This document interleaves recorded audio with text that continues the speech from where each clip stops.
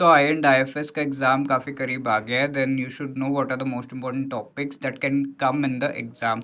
So the I am going to tell you the 10 important topics जो I and IFS के आपके paper में आ सकते हैं। सबसे पहला है वर्ल्ड बैंक की क्लासिफिकेशन, जो मॉड्यूल ए में से सबसे पहले हम देख रहे हैं। वर्ल्ड बैंक की classification of economics based on the per capita income, ये बार बार आता है।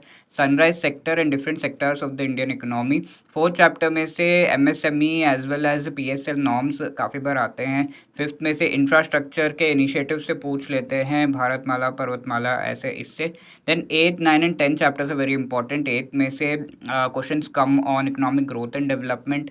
9th चैप्टर में से आपका IMF वर्ल्ड बैंक से क्वेश्चन आता है। मॉड्यूल बी में अगर हम देखें तो 14 एंड 17 चैप्टर्स काफ़ी इंपॉर्टेंट है।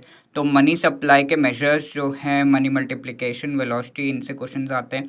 Then next topic would be inflation के जो इंडिसेस है उनसे क्वेश्चंस आते हैं। Then monetary and fiscal policy in 17 chapter.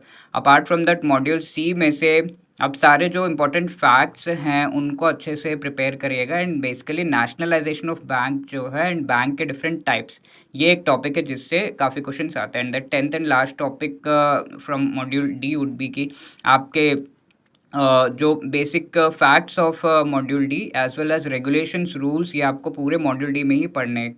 और कुछ एक इम्पॉर्टेंट टॉपिक अगर मैं आपको बताऊं तो यू कैन से चैप्टर 30 में से जो मनी मार्केट के इंस्ट्रूमेंट्स है, ये बहुत ज़्यादा, लाइक अक्टूबर 2023 में 7 to 8 questions came from these topics. So you should be really well prepared with these topics before entering into the exam. All the best.